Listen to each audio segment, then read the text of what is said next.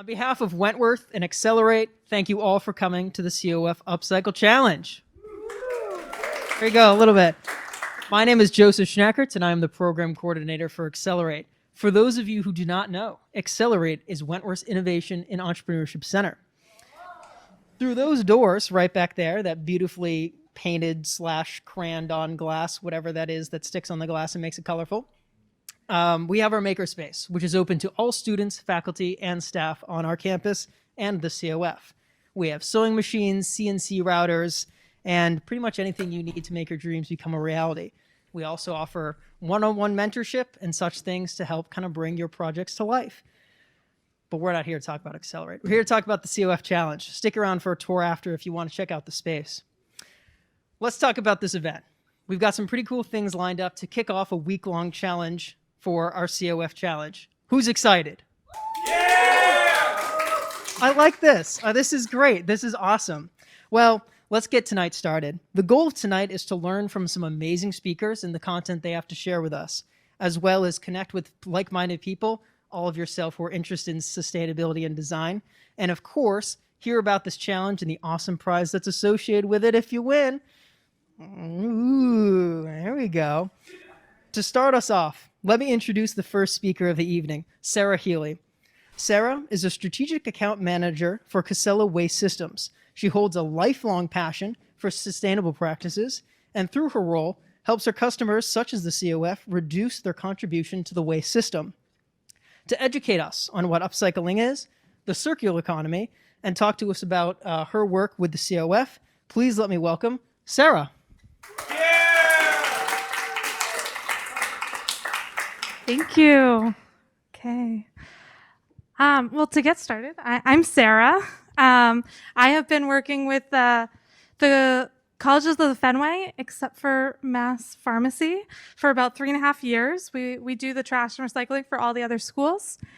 And I'm your speaker tonight. So why am I here? Why am I qualified to be talking to you? I am a strategic account manager for Casella, managing higher ed and healthcare accounts in the greater Boston area.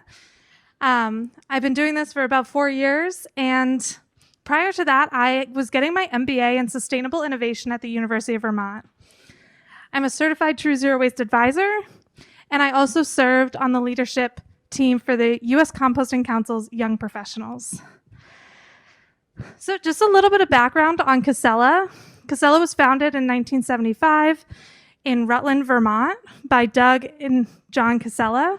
John Casella is still the CEO today. But today the company looks much different than it did at that point. We're publicly traded on the NASDAQ and have about 3,000 employees across the Northeast. We're a fully integrated resource management company, which is a ton of jargon from the industry.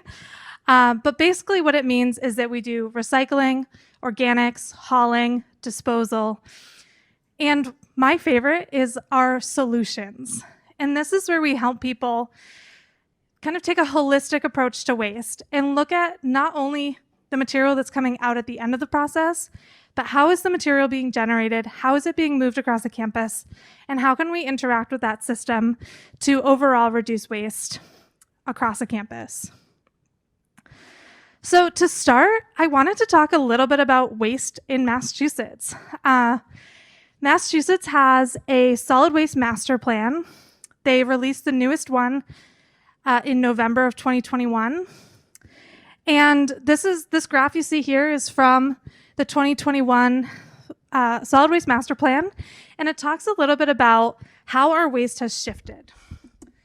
So for the state of Massachusetts, they had a goal to reduce waste by like 50% for the 2020 finish.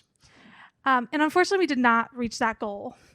But one of the cool things that you can see here is that our disposal has begun to decrease, even though our GDP in the state is increasing. And that's something that's really exciting because that means that even though we're doing more, we are generating less waste. So hopefully that means we're going in the right direction, and we want to continue to push that further. But it's really exciting because we live in a state that has a lot of really progressive waste policies. And For some of you who don't know, in Massachusetts, food waste is banned from disposal if it's above 1 ton per week. There's some other ones as well, like white goods and paint and textiles that are all kind of coming along as well, which I'll talk a little bit about later in the presentation. So I wanted to start by talking about trash. In Massachusetts, we generate a lot of trash, and we don't have a lot of capacity to process it. Right now, we ship about 1.8 to 2.1 million tons of trash out of state every year. Most of that is going to these other states, Vermont, New Hampshire, Maine, as well as New York. But these other states are also running out of capacity. And what's happening here is that this waste is now moving further and further away as we keep generating more. And this is why it's so important to look at our waste generation and really think strategically about how we can do better. Massachusetts is really investing to make sure that we're able to reduce this, to maintain within the capacity that we do have, and then to ideally reduce so that we can close some additional facilities. So jumping into recycling, we, in 2017, it feels like a lifetime ago now, the recycling market crashed. And some of you may have heard about this at the time. China had their national sort policy, which essentially banned items from being sent there for recycling because they reduced the threshold of contamination to 0.5%, which was something that at the time we were not able to reach. The average contamination rate in bales being sold into the recycling market is about 3%. So since 2018 and through the pandemic, we've actually begun to see the recycling markets recover. And a big portion of this is that we're seeing less contamination, we're seeing better quality materials, and people are incorporating recycled content into their new products. So in Massachusetts, they developed a universal recycling list. They brought together all of the recyclers from across the state and looked at what is there a market to recycle and what can your facilities actually process. So this is the list here. This is the same whether you're at home, at school, at work. It really should be the same everywhere within the state. And this is something that's really helpful because there's no confusion. Like, you don't go home and see something different. You don't go to work and there's a sign that doesn't make any sense. So it really should be the same everywhere. What I really wanted to talk about with recycling is some of the various materials and the value that they have. Because one of the important things about upcycling is that you're looking to increase the value of a product. So for recycling, about 60 to 70% of the recycling that Casella manages stays domestic, which means the US, Canada, and Mexico. And about 30 to 40% of our paper products are shipped internationally to secondary markets like India, Korea, Taiwan, and Vietnam. Currently, we don't ship anything to China, and then all of our plastic, metal, and glass stays domestic. So on here, this is what recycling products are typically made into. The ones that I really wanted to highlight here are actually at the bottom. Aluminum is one of those materials that's really infinitely recyclable. There's very little loss in the process, and there's so much that can, there's so much work involved in extracting it from the environment. The other one is glass. And in the Northeast, we don't have any bottle-to-bottle glass manufacturers. And because glass is so heavy, the environmental impacts of recycling it get lost if you have to ship it too far. So right now, glass is used as an aggregate mix in road bedding. So if you're ever looking at the road and you see the light reflecting off of it, that's typically recycled glass being incorporated into the road. But that's not really the ideal there. It's not being turned into something more, and there's a lot of research being done there. The other one that's not really valuable are plastics 3, 4, 6, and 7. So those are kind of the materials that go into the recycling. There's some markets, but sometimes we even end up paying to have people recycle those. Whereas the other commodities, typically we're able to sell those into the commodity market. And for things like number 1, number 2 plastics and number 5s, there's some pretty good value there, along with cardboard and aluminum. So for recycling to be sustainable, you have to have things that are made out of recycled content. It's not just about getting something into the bin. We always say, well, can this be recycled? Can this be recycled? But we really want to look at the whole system and think about whether or not those materials that we're purchasing are made with recycled content. Because the majority of the environmental impact, a lot of it's coming from the extraction. And with recycling, we're able to eliminate some of that and streamline our process.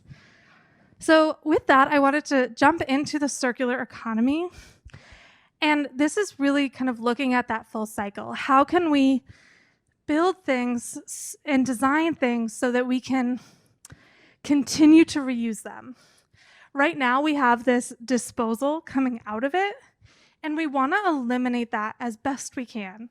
For a while, it's probably going to exist because we've been producing things for decades and decades that are not designed in the way that we need them to be. But if we're able to do this, we don't have to do as much work on the back end. So a lot of people look at the waste stream and they're like, well, can we pull this out? Can we pull this out?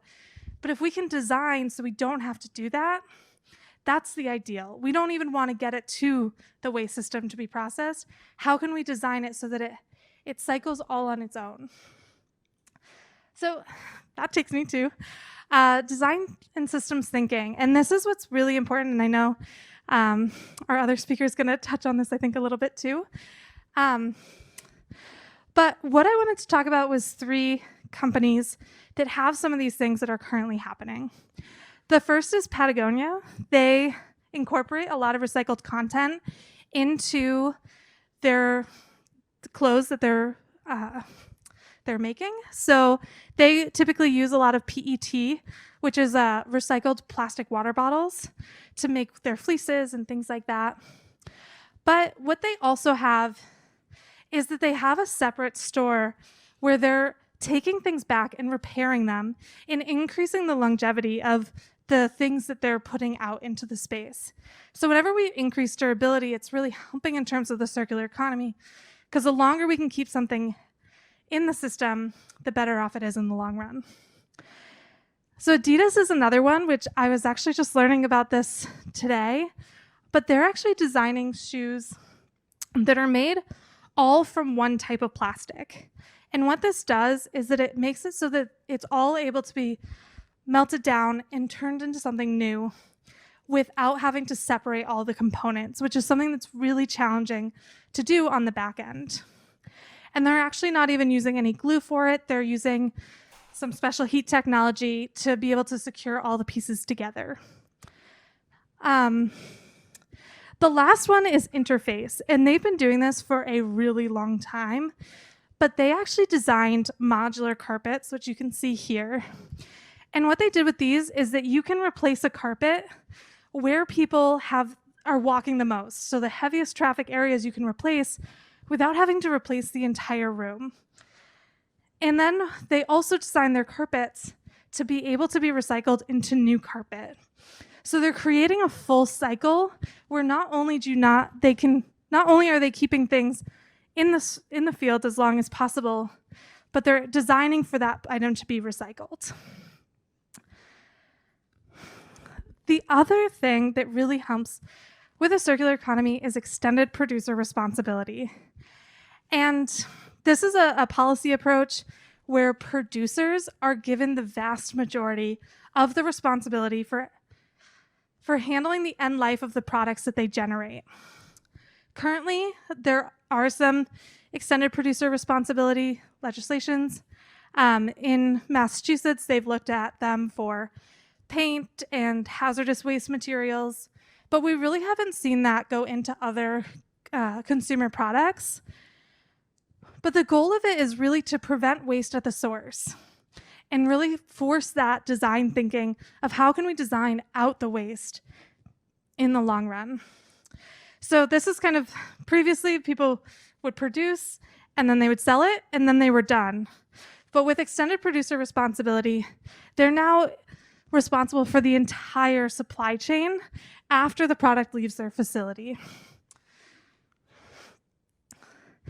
So this takes us into upcycling and downcycling. And I really wanted to talk about these because I think that there's so much nuance to some of this terminology.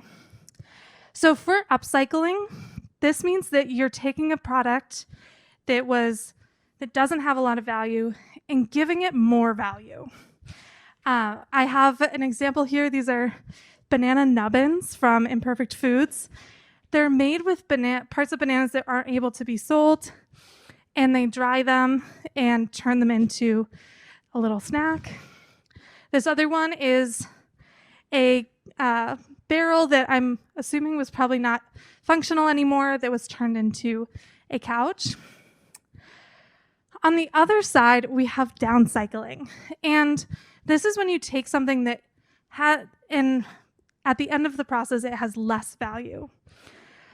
So I often see on social media, in stores, everywhere, that people preach about having downcycling projects, these art projects upcycling art projects. And for me, I think that oftentimes that's considered downcycling.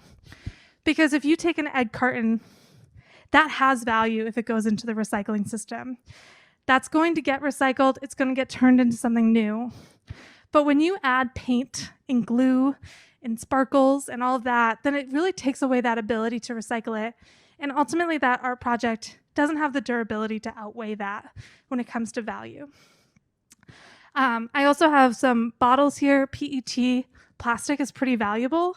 So similar to the paper products, when you begin to add all the paint and these other things, it can take it down. And that's not to say that that shouldn't ever happen. I mean, I do art projects on crafts, on recycling, but I think I really wanted to focus on the nuances of those words and what each thing means.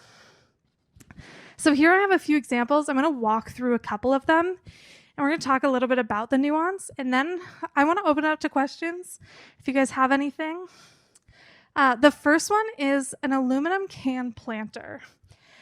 And for me, this one I would consider downcycling. Aluminum is extremely valuable in the recycling space, but once it's painted on, it's not going to be able to be recycled the same way. But also, aluminum has such a valuable impact from an environmental standpoint if we don't have to extract it. So if we were to take all the aluminum cans that are currently going in the trash, it would be able to power 2 million homes for a whole year and save $800 million because there's so much value to that. So when you take it and turn it into something like this, there is some durability to it. It is a fun project, but is it having the same impact and that value add that we're looking for to be considered upcycling? The next one I have is an old cabinet that was turned into a table. From what you can tell from the picture, this cabinet looks like it's lost its functionality. It was probably taken out during a renovation. It seems pretty old and wasn't really functioning as a cabinet. But cabinets also have a lot of components to them, which make them really challenging to recycle. They can't necessarily go in your single stream recycling at home. So turning this into a table that can then be reused for years to come is something that I would consider upcycling. This last one, I think, is one of the ones that has some of the most nuance to it because it can really depend so much on the state of the baking sheet. So this one is a baking sheet that's turned into a magnet board for pictures and things like that. To me, this baking sheet looks like it's fully functional. It looks like you could bake cookies on it today, and that it still has a lot of life left in it. Although it's not painted, it's something that can't really go in your single stream recycling. So it's going to be challenging to recycle. So ultimately, if it still has use as a baking sheet, I think the initial recommendation is to continue to use it as a baking sheet for as long as it possibly can be used for that intended purpose. But once it's finally gotten through that, it's rusted, it can't really be used, that's where it's a good opportunity to upcycle it into something that will have more value, which if you're teaching kids or you're doing something where a magnet board is really helpful, that could be the case. So I think that's really some of the nuanced pieces of upcycling versus downcycling and recycling. There's really a lot of kind of individual pieces that can change how it's viewed. I mean, maybe there's an aluminum can that's not going to be able to be recycled for some reason. Then it might make sense to turn it into something else. But I wanted to leave you guys with that. So as you go out and to create these projects, you can think critically as you choose your materials and think about, are you creating more value within the thing that you're creating so that it's going to have more durability and it's going to have functionality that it didn't have before. So with that, I will, should I go into questions right away? I will open it up to questions, discussion.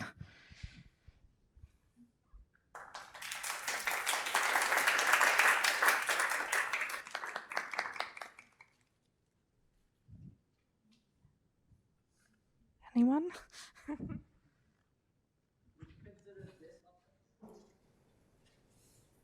What is it? What is it?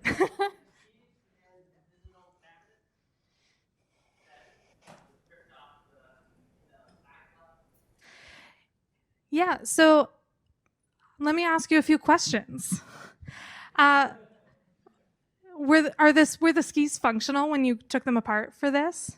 They were? Oh, they were not. And you said the cabinet was something that was ripped out. So that's actually a great example of something that I would say is upcycling, because you have something that is currently, you have two things that were not functional, and you're putting them together to create a new thing that's going to have more value. So individually, each of these things had very little value because they're not easily recyclable. They're challenging materials. But when you put them together, you're creating something that's going to have more value than it had before. So that's really what you're looking for there. So nice work. Yeah, thank you.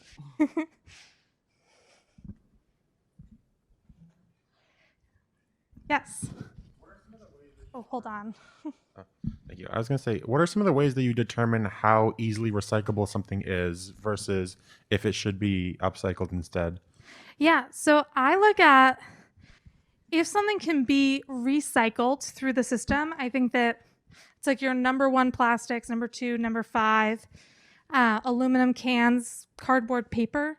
That stuff all has a lot of value. There's some stuff in the recycling that doesn't, like I mentioned glass, some of the plastics, specifically number 7, it's like the everything else category.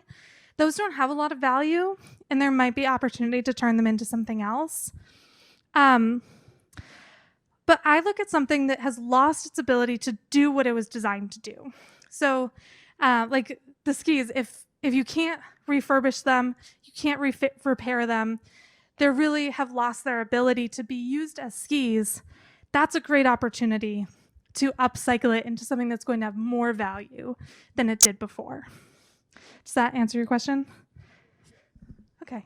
So I'm going to briefly talk about these 6 strategies. Obviously, that doesn't mean that these are the only ones, but let's say this is a good way to put it and structure it. So the first one, designing products for attachment and trust. We're going to be creating products that are well loved, right? This is the holy grail for design. If you can create a product that somebody loves passionately and they want to hold on to it for a long time, you have done a very good job there. Design for product durability. So in this case, you're actually designing your products for a long life. The idea is not to make something that is going to break quickly or is going to be replaced quickly, but the guarantee that, okay, we're going to design a product that is going to work very well for 10, 15 years, 20 years, maybe more.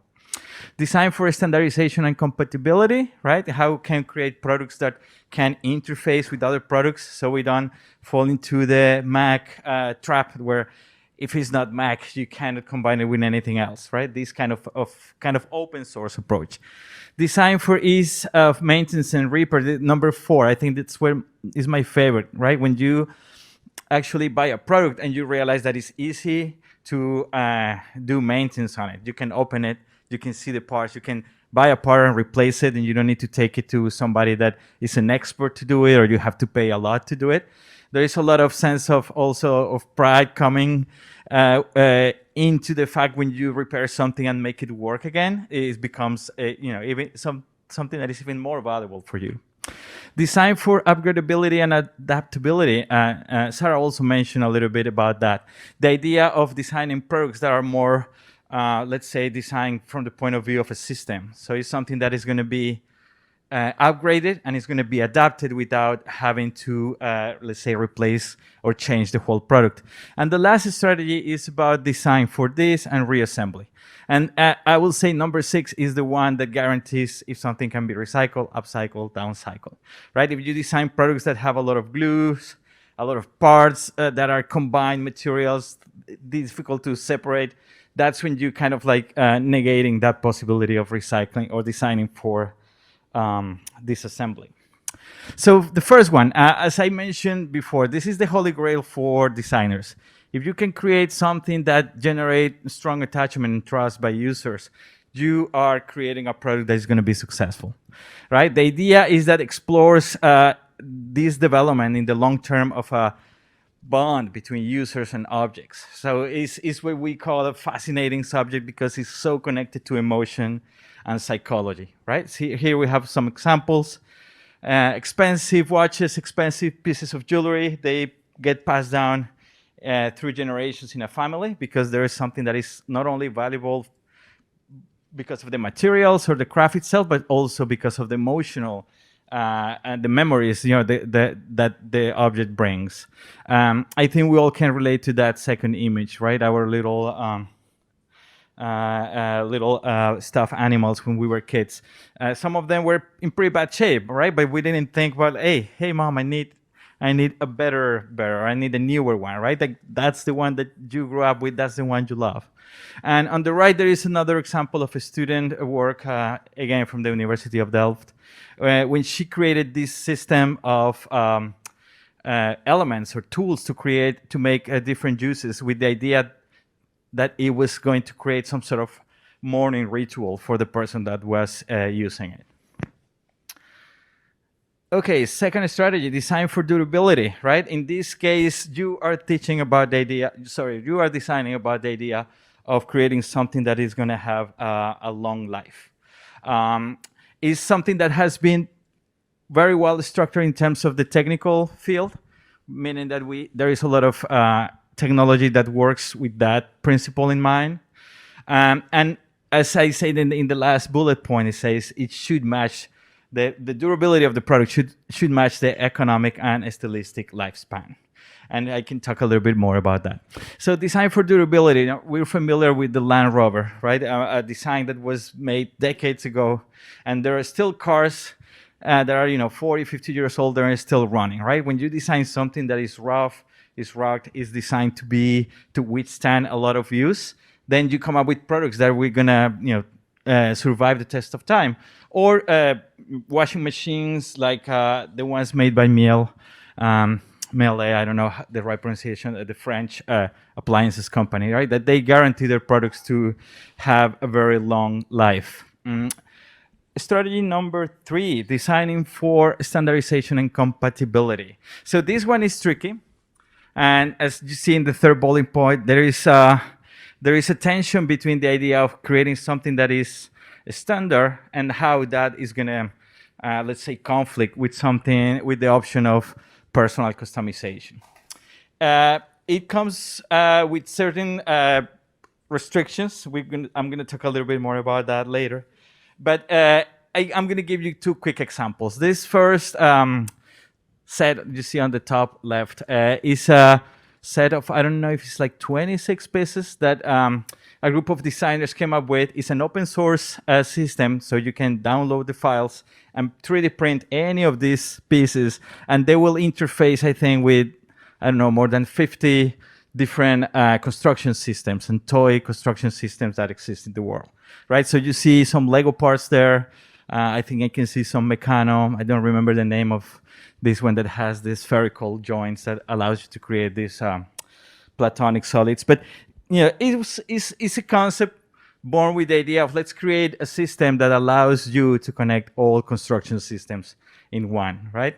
And then on the right, you have an example of what is a traveling electric outlet adapter, which is a very good example of a product that is designed to work in many different environments without you having to carry 20 different outlets in your bag or in your pocket. You can actually have this one device that transforms and adapts quickly to different situations. As I mentioned earlier, one of my favorites, right? When you design things that are designed to be maintained by their owners, you do that obviously on purpose. You do that ahead of time. Now we have a lot of technology, a lot of equipment that is designed on purpose not to be open, right? That's the whole point of how it's structured. For you not to open it, for you not to alter it. And the beauty of designing something that is going to be repaired is that it gives the person the option, the owner gives the option, it gives the option to the owner of actually intervening the product, creating a deeper connection, being able to save money, doing their own repairs, and also having these products living a longer life. So it's something that is difficult to do, depending on the technology that you're dealing with. And in the second bullet point, you see it's currently divided among the original manufacturer, who is going to deal with these kind of repairs. The gap exploiting service, that term means that there is a whole area of the economy of people that are selling a service that the manufacturer don't offer. And finally, the users, which is yourself having equipment in front of you and being able to open it, fix it, altering it. Users under this system are treated rather in a patronizing way. You see a lot of these manuals or instructions give you like, you can do this, you can do that, but if you do this, then you're going to lose the guarantee, right? It's almost like you can fix it, but not too much. And yeah, in some cases, you actually get a warning that if you have open or touch or alter one of element in your product, then the guarantee is lost. I like showing my students these covers of repair manuals because, in the past, some years ago, decades ago, people used to buy these books and be able to do reparations in their home and their cars. And I think as a joke, they actually published a manual to fix the Apollo 11 lunar module, right? The moon landing module. Strategy number 5, design for adaptability and upgradability. So this is the idea of you designing something that you're thinking in the long term is going to become part of a bigger system, and it can be adapted, it can be upgraded without having to replace or change the whole product. Digital technology is evolving at such a crazy fast pace that doing upgrades is quite tricky, it's quite difficult. And the other option that, for you to offer this idea is that the value proposition has to be something different, right? You're actually improving. I don't remember the name of the company that is doing this, but it's a designer that came up with the idea of a modular cell phone. So you can actually change modules and components on the cell phone rather than the whole device. There is a little bit of it is a little bit of a tricky thread to follow because it depends so much on how that technology is evolving. But it's something that some companies are doing very successfully, and that's the case of the system for high quality cameras for video recording. Like now a lot of movies in Hollywood are being done digitally with these kind of cameras, and it's called the RED camera. It's a system that, as you can see in the photographs, is created by modules. So you will have like a CPU unit where all the processing happens. Then you have a sensor unit. Then you have different lenses. Then you have different adapters. So you can always change and adapt and alter your system without having to buy full cameras every time or full systems every time. The last strategy that I'm going to talk to you tonight is designing for this and reassembly. And this is something that Sarah mentioned in her presentation, right? Doing this is what guarantees that something can be upcycled or recycled, basically. If you combine materials, if you design something in a way that cannot be separated easily, you are pretty much kind of closing the door for that product to be recycled or the materials in that product to be recycled. So it's a relatively new approach. Easy disassembly is a classic requirement for sustainability, right? You want to make it something sustainable, make sure all the parts can be separated in different materials. And it has the possibility similar to some of the strategies that we speak about before, but then the idea of being able to actually combine components from different systems. This is another conceptual project, another example of a student work, and in this case, the student created a series of simple kitchen appliances using all existing products, like lab glassware and some cork parts that were put together. But that's a toaster on the lower right, and if I'm not wrong, on the top right, that must be a percolator or a coffee filter machine. Another example that I want to talk to you about, this idea of disassembling or reassembling, is this shoe created by Quan Pham from Virginia Tech a few years ago. His whole idea was to create a shoe that was made of single materials that could be easily separated, but also could be replaced. So parts made out of wool, parts made out of bamboo blend, bamboo elastic, and 3D printed PET. So Sarah also mentioned this. I'm not going to get too deep into the ideas, but we tend to associate recycling with the concept of just using one material over and over in a certain way without losing or winning value. Downcycle, we understand as taking something that has certain value and using it for something of lesser value. And then upcycle, in the good sense of the word, would be when you take materials out of a recycling system and actually add value to them. In some cases, it's also referred to as creative reuse, and is this whole idea of creating something that was already going to be wasted or about not to be used anymore, and be able to produce something that is considered to have higher value. And that can be in terms of art, that can also be in terms of environmental value. So I think most of us are familiar with thrift stores.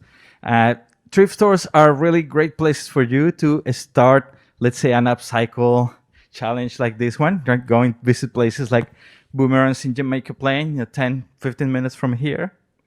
That's what you can actually get a lot of products that are still pretty usable, and they're easy, let's say, to recover and upcycle, and especially with keeping in mind that they can cost very, very little. So I'm going to show you some quick examples of upcycling. I want everybody to take this with a grain of salt. Some upcycling, as Sarah was saying, also is bad upcycling or bad examples of recycling.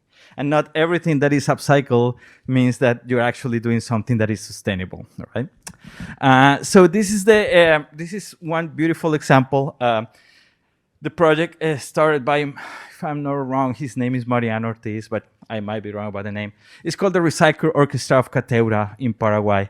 And he worked with impoverished families that work around the landfills in the outskirts of Asunción, Paraguay.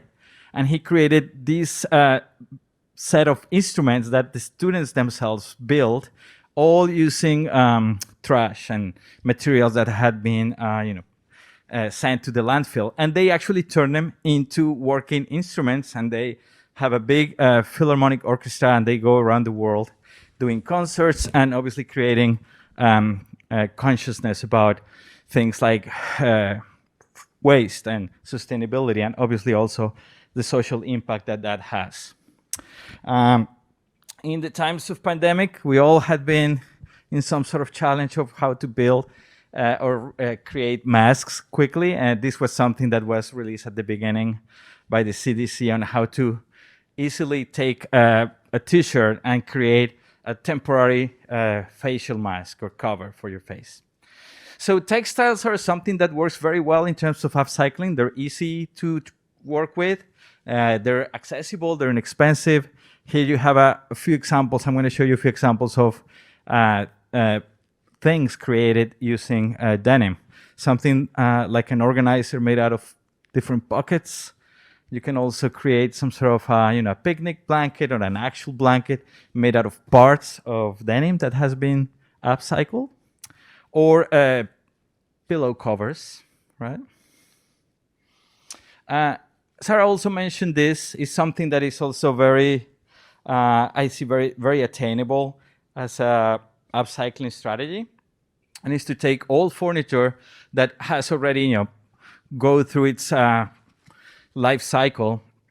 And now there is a lot of artists that are actually doing these kind of interventions when they take something that has little to none value and then they do some work on it. Obviously, this requires a little bit of work, sanding, preparing the surface, and then painting again. But you will find a lot of artists now selling on Etsy these kind of products when they take some old abandoned furniture and actually bring it back to life, but doing a better finish on the surface and in most cases some interesting visual intervention. Wood pallets, like there is a lot of ecological tradition in terms of using wood pallets for furniture. I must say, you have to be careful. Again, we should take it with a grain of salt. These wood tend to be very low quality, right? That's why pallets are made out of this wood. So they're not really designed to be used in special furniture. And, sometimes, obviously, you can finish it and polish it, but sometimes the material and the finish is pretty rough. But if you do it the right way, now there are you can find full books dedicated on how to guiding you in how to create furniture using wood pallets.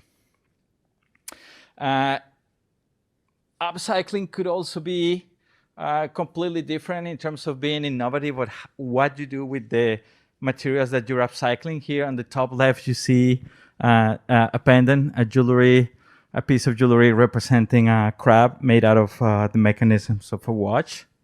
And on the right, you see some jewelry made out of actually pieces of skateboards, the wood board. On the lower right, you see the same skateboards being used to create these small stools, which I think is a fair use of a piece of wood that is not going to be functional anymore, like a broken board, and is turning into these attractive, colorful, and also very interesting pieces of furniture. So to finish my presentation, I want to talk briefly about the Ellen MacArthur Foundation. These are the guys from the UK that came up, and they're kind of like promoting the idea of circular economy. Obviously, they're not the inventors, but let's say they're the ones who are taking the flag on it. And they worked together with IDEO, and they came up with this website called the Circular Design Guide. If you go visit the Circular Design Guide, you will find access to resources that talk about all these things that we've been talking about tonight in a much deeper way, right? Like what we're doing now is just kind of like the surface of the idea of sustainable design, but there is a whole universe in terms of what kind of things can you do? What kind of designs can you do? All the things that are involved in the world of sustainability and product design. And I ran out of breath. I think that's all. Thank you. Thank you, everybody.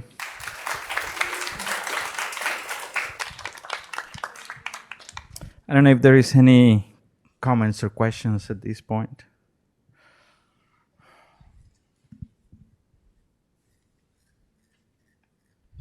No? Yes? Good? No? Oh, yeah, those are some stickers that I made about 2 years ago. The first time we ran the Sustainable Design Studio in the program, I created the stickers to give to the students at the end of the class. And I took Buckminster Fuller concept about the spaceship Earth, right? Like talking about the world being this giant self-contained spaceship.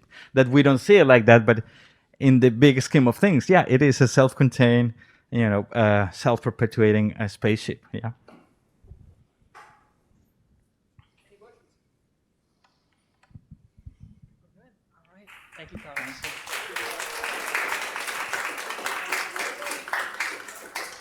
All right. Thank you very much, Carlos. Let's give it another hand for our speakers, our two amazing speakers tonight. All right. Now that we know what upcycling is versus downcycling, and we've got some design tips about potentially how we might upcycle things, it's now time to announce our challenge. Don't worry, we're going to send an email to all of you like afterwards, so just don't worry about writing down all these details. We'll send out a summary. Just make sure you checked in so we have your email. If you didn't, come talk to us afterwards. We'll get you in. So starting tonight, we are challenging all of you as individuals or as teams to upcycle something, anything you'd like. Take an object or objects that otherwise would be thrown away and give it new life. You have until 5 p.m. on January 22nd to finish. At that time, what? Did I say January? That's really awkward. It's even written as January in here. That's so funny. You have until February 22nd. It's not going to be a year challenge. Don't worry. If you're graduating, you can leave and you don't have to come back. At 5 p.m., all of your creations will be due in the Accelerate Makerspace, which is right through those glass windows and that door there. You don't have to turn them in at exactly 5. You can turn them in whenever you finish, just before 5 p.m. on February 22nd. Oh, by the way, we're open 9 to 5, so please don't come at like 2 in the morning or something to drop it off because you're really excited to show us. The next evening, on the 23rd at 6 p.m., we'll be hosting a showcase night. We're inviting all of you, your friends, and your peers to come check out your creations. They will be displayed against the windows of the CEIS building, so all of campus can see your wonderful creations. At the showcase, we'll have a voting system so we can announce the winner of the challenge. Winner, you say? What's the prize? What's the prize, Joe? What's the prize? The winner of the COF Upcycle Challenge will be given a chance to visit Patagonia's Worn Wear or North Face's Renewed site, which are these companies' official secondhand sites. You will select one item of value up to $100, send me the link, and we will purchase it for you on your behalf. You not only get a brand new, well, not new, quality item, but you don't have to buy it new. It is used. Hashtag sustainability. Does anybody have any questions? Head shakes. Oh, Sophia's got a question. Great question. We'll answer that to come. Well, hardballs. All right, cool. Any other questions? All right. If anybody has any questions, you can always reach out to us and we'll be sure to help you out. In that case, this concludes like the main portion of our event. For those who are unfamiliar with Accelerate, we please welcome you to go find Tori Lamb, who is waving right there in the brown shirt, and he will take you on a tour of the space. As I said, the space is open to all who would like to work on this project during the challenge, and of course, not during the challenge. We're open all the time for you, faculty, staff, students. Otherwise, please stick around and make some new friends. You're surrounded by people who share common interests. That is all I have. Please eat the rest of the food because we can't have food waste at a sustainability event, and have a great night.